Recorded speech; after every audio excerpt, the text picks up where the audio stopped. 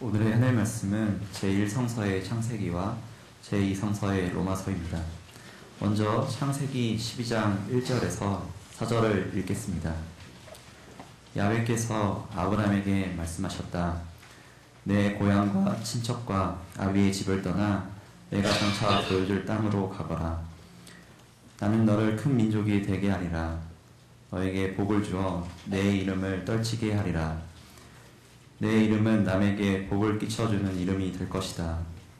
너에게 복을 비는 사람에게는 내가 복을 내릴 것이며 너를 저주하는 사람에게는 너를 저주를 내리리라. 세상 사람들이 내 덕을 입을 것이다. 아브라함은 야훼께서 분부하신 대로 길을 떠났다. 이어서 로마서 4장 1절에서 5절, 13절에서 17절 말씀을 읽겠습니다. 우리 민족의 조상 아브라함의 경우는 어땠습니까? 만일 아브라함이 자기 공로로 하느님과 올바른 관계를 얻었다면 과연 자랑할 만도 합니다. 그러나 그는 하느님 앞에서 자랑할 것이 없었습니다. 성서에 아브라함은 하느님을 믿었고 하느님께서는 그의 믿음을 보시고 그를 올바른 사람으로 인정해 주셨다 하지 않았습니까? 공로가 있는 사람이 받는 보수는 자기가 마땅히 받을 품삯을 받는 것이지 결코 선물로 받는 것이 아닙니다. 그러나 아무 공로가 없는 사람이라도 하느님을 믿으면 믿음을 통해서 하느님과 올바른 관계를 얻게 됩니다.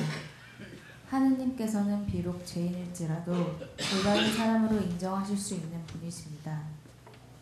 하느님께서는 아브라함과 그의 후손들에게 세상을 물려주겠다고 약속하셨는데 그것은 아브라함이 율법을 지켰다 해서가 아니라 하느님께서 그의 믿음을 보시고 그를 올바른 사람으로 인정하셨기 때문에 하셨던 약속이었습니다.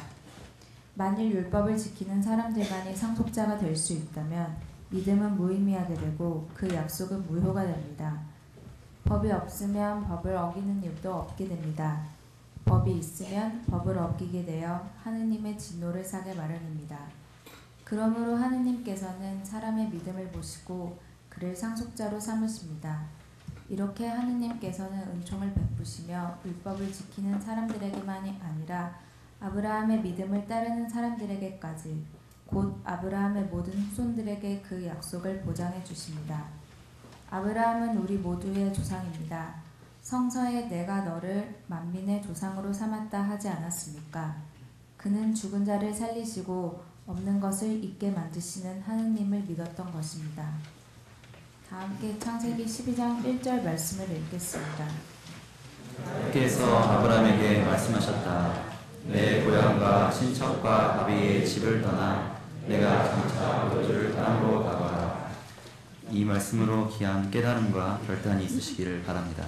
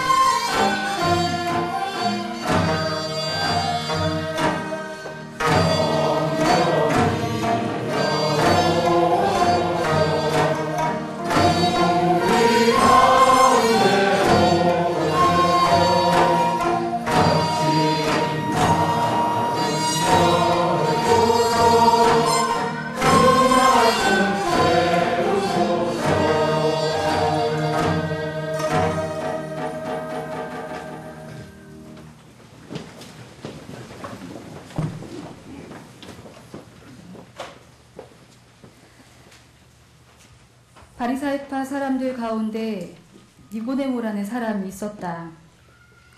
그는 유다인들의 지도자 중 한 사람이었는데 어느 날 밤에 예수를 찾아와서 선생님, 우리는 선생님을 하느님께서 보내신 분으로 알고 있습니다. 하느님께서 함께 계시지 않고서야 누가 선생님처럼 그런 기적들을 행할 수 있겠습니까? 하고 말하였다. 그러자 예수께서는 정말 잘 들어두어라. 누구든지 새로 나지 아니하면 아무도 하느님의 나라를 볼 수 없다. 하고 말씀하셨다. 니고데모는 다 자란 사람이 어떻게 다시 태어날 수 있겠습니까? 다시 어머니 뱃속에 들어갔다가 나올 수야 없지 않습니까? 하고 물었다. 정말 잘 들어두어라. 물과 성령으로 새로 나지 않으면 아무도 하느님 나라에 들어갈 수 없다. 육에서 나온 것은 육이며 영에서 나온 것은 영이다. 새로 나야 된다는 내 말을 이상하게 생각하지 마라. 바람은 제가 불고 싶은 대로 분다. 너는 그 소리를 듣고도 어디서 불어와서 어디로 가는지를 모른다. 성령으로 난 사람은 누구든지 이와 마찬가지이다. 예수께서 이렇게 대답하시자 니고데모는 다시 어떻게 그런 일이 있을 수가 있겠습니까? 하고 물었다. 예수께서는 다시 이렇게 말씀하셨다. 너는 이스라엘의 이름난 선생이면서 이런 것들을 모르느냐? 이는 주님의 말씀입니다.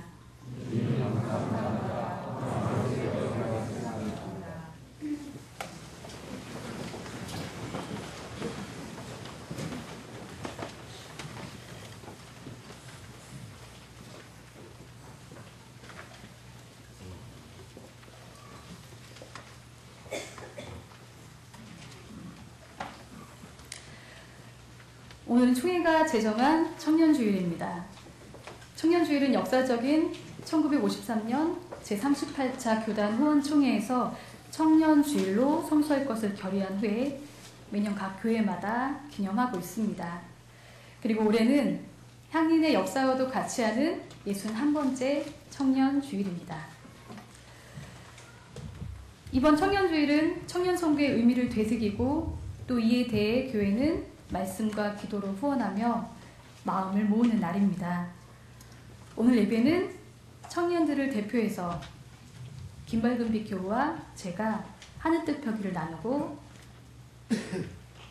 여러분들과 함께 이 시간 마음을 가지고자 합니다. 그 진한 마음 모아 귀 기울여 주시기 바랍니다.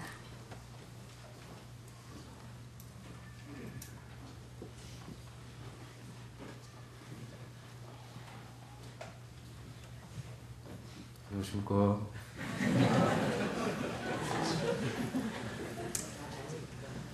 제가 두 번째 수능이 끝나고 할 일이 없을 때 돈도 벌 겸 친구들과 새벽에 택배 상하차일을 했습니다. 그 택배회사 건물에 들어가면 가운데 아주 길게 늘어진 컨베이어 벨트가 하나 있습니다. 그 일의 시작을 알리는 벨이 울리면 저기서부터 크기도 다르고 색깔도 다른 제각각의 아주 많은 물건들이 길게 늘어진 하나의 컨베이어 벨트 위에 나란히 떠밀려 갑니다. 그때 당시엔 그냥 힘이 들어서 저것들 언제 다 나르냐 하면서 그냥 아무런 생각이 없었는데 지금 와서 그 모습들을 상상해보니 꼭 저희들의 지금 모습과 비슷하다는 느낌을 문득 받았습니다.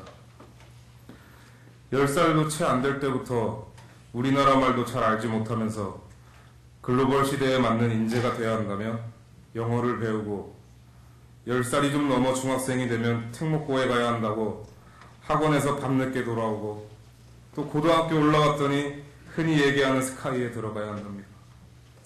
영교시와 야간 자율학습으로 3년을 보내고 거기에 재수까지 한다며 빚도 잘 안 들어오는 입시학원에서 비싼 돈 내며 공부를 합니다. 그러고 이제 대학에 들어갑니다. 그러면 어느덧 20살 또는 저처럼 21살이 됩니다. 그리고 나서 꽃다운 10대를 돌아보려 하는데 웬걸요? 그 10대만의 아름다운 추억이 없습니다. 하나 있습니다. 그건 바로 입시 생활입니다. 내 미래를 위한다면 까짓거 10대 그거 포기하자라고 생각하고 또 전진합니다. 어차피 이제 내 앞길을 탄탄대로일 텐데라며 그렇게 미안합니다. 왜냐하면 학창시절 대학만 가면 앞으로의 인생이 보장될 거라고 존경스러운 선생님들께서 말씀하시기 때문입니다. 그런데 대학에 와보니 이게 웬걸요? 또 취업해야 한답니다. 그래서 또 스펙 쌓기에 대학생활도 또 날아가고 그렇게 또 취업, 그 뒤에 결혼, 또 자식 뒷바라지까지 끝도 없어 보입니다. 이렇게 살다가 드디어 늙어 자신이 어렸을 때 그러셨던 부모님처럼 자식에게 스카이 입성을 원하며 끝없이 한숨 돌릴 틈 없이 살 것 같습니다. 어떠십니까? 숨 막히시죠? 이렇게 우리 컨테이너 벨트 위에 놓인 것처럼 직선 같은 삶을 살아가고 있습니다. 혹시 직선의 정의 아시는 분 있습니까? 아무도 없으십니까?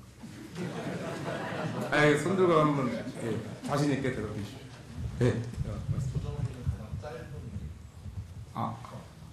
예, 맞습니다. 정확하게 말씀해 주셨는데요. 직선이란 점과 점 사이의 최단 거리를 이은 선을 말합니다.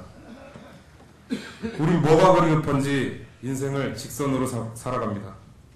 최단 거리를 정해놓고 그 한 가지 길만을 따라가죠. 이렇게 세상엔 온통 직선이 가득합니다. 그런데 이렇게 바쁘게 정신없이 살아가는 것보다 무서운 게 뭔 줄 아십니까? 길들여진 삶입니다. 저는 이런 삶이 정말 무섭습니다.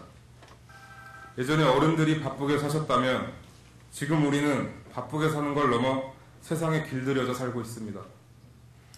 그렇게 길들여져 살다 보니 내 생각, 내 주관, 내 영혼도 없이 지내게 되어버렸습니다.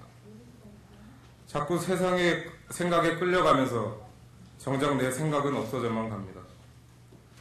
그리고는 이 부당한 시스템에 몸을 맡겨버리고 순응해버립니다. 심지어 이유 없는 부당한 관습에조차도 내 것처럼 받아들이게 됩니다. 특히나 우리나라엔 이유 없는 관습이 너무나도 만연해 있습니다.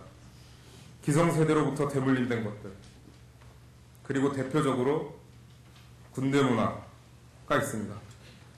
이에 관련된 일은 저희들의 학교에서도 깊이 박혀 있습니다. 학교에 막상 가니까 이런 분위기가 있었습니다. 단학가 인사 방식, 그리고 기합, 그리고 윗사람 그런 줄서기, 흔히 라인을 타야 된다고 하죠. 이런 걸 부당하다고 저희도 다 느낍니다. 그런데도 왜 수십 년간 바뀌지 않고 그대로일까요? 그것은 바로 어른들이 자신의 안전을 위해 그것을 지키고자 침묵해왔기 때문이고 또 우리들 또한 침묵해서입니다. 이런 말이 있습니다. 젊은이는 저를 묻는 이고 늙은이는 늘 그러니. 그런데 요즘 우리 젊은이들 저를 묻고 있나요? 그리고 늙은이, 즉 어르신들은 젊은이가 되려고 노력해 보셨습니까? 제가 보기엔 모두들 너나 할 것 없이 늙은이, 즉 늘 그러니들로 가득 찬 것 같습니다.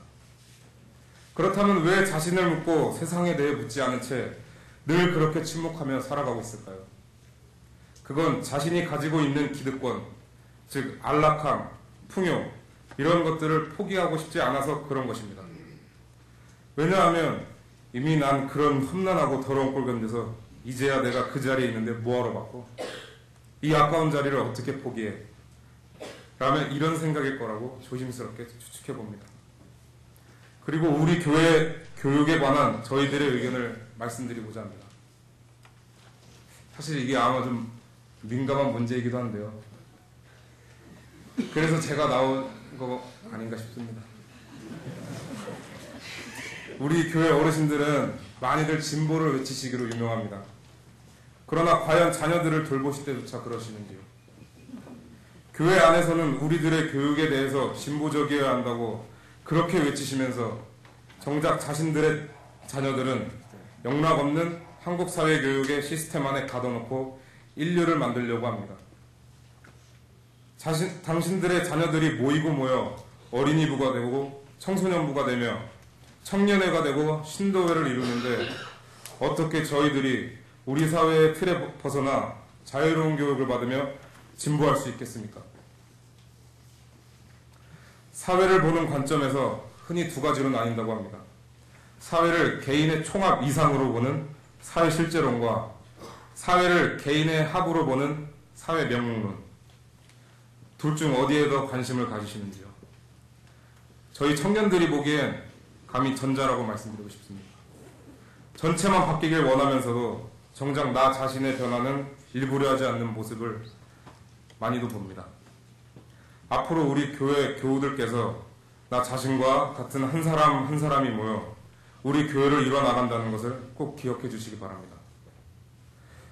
이렇게 자꾸 어른들이 잘못인 것처럼 말했지만 실상 저희 청년들의 문제 또한 심각합니다.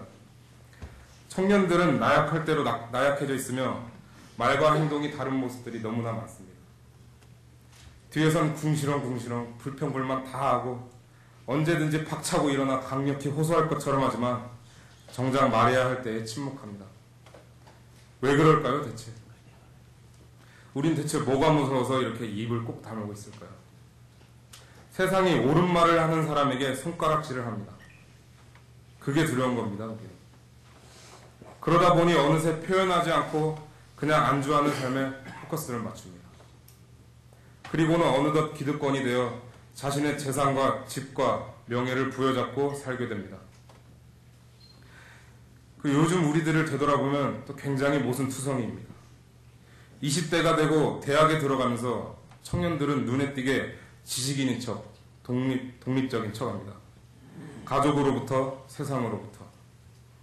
이런 상황에서 독서와 신문들을 기피하는 우리에게 딱 알맞은 SNS라는 게 생겼습니다. SNS에 올라온 글들을 보면 우리는 난 이제 세상 일에 대해 어느 정도 잘 알고 개념 있는 그런 깨어있는 사람이야 라며 스스로에게 주문을 겁니다. 그렇게 얇은 지식만 가지고 있는 우리다 보니 줏대 있게 말도 못하고 무언가 강하게 요구하거나 항의조차 하질 못합니다. 그렇다고 독립은 되어 있습니까? 그것도 아닙니다. 일부의 경제적인 의존은 우리 사회에서 어쩔 수 없지만 가장 중요한 내 환경에 안주하지 않는 더 나은 길을 가고자 하는 추진력과 결단력이 결여되어 있습니다. 체계바라 다들 아시죠? 익히 알려진 대단한 거침없는 흥망가입니다. 근데 요즘 3초 체계바라라는 말이 떠돌고 있습니다. 생소하시죠? 용기를 주는 명언들을 보고 난 후 난 꼭 이 말대로 살아갈 거야. 아니면 어떤 부당한 일들을 알게 된 후에 훗날 저런 일들이 다시 늘어지지 않도록 내가 이 세상을 바꾸겠어 하며 가슴 뜨겁게 큰 결의에 찹니다. 그러나 3초 만에 깨닫게 되는 현실은 냉정하게 보니 이러쿵저러쿵 해서 이건 못할 것 같아 라는 계속되는 자기 합리화입니다. 이렇게 내 눈앞의 작은 현실들을 핑계삼아 제자리로 돌아가는 이들을 3초 체계바라라고 부릅니다. 그런데 이것이 바로 우리 청년들의 현 주소입니다. 어느덧 안락함에 취해 그저 가족이란 따뜻하고 배부른 울타리 안에서 불평만 늘어놓는 나약함을 가지고 있다는 것입니다. 창세기 12장 1절 말씀을 보면 하느님께서 우리에게 약속을 해주시면서 안전한 집을 떠나 새로운 땅으로 가라고 말씀하고 계십니다. 그래서 결국 아브라함은 수많은 고민 끝에 하느님을 믿고 그 알지도 못하는 험난한 길을 떠납니다. 오늘 우리에게 그런 아브라함과 같은 믿음과 결단이 있어야 하지 않을까요? 지금 우리 젊은이들이 필요한 두 가지를 꼽으라면 첫 번째로 앞에서 말씀드렸던 내면의 독립, 즉 주변 환경에 안주하지 않는 추진력과 결단력입니다. 그리고 두 번째는 과감함입니다. 어른들은 우리가 성공하기 힘들다고 불평하면 많이들 그러십니다. 그런 현실의 조건들, 그런 걸림돌들 그냥 점프해버리라고요. 맞습니다. 청년들도 알고 있습니다.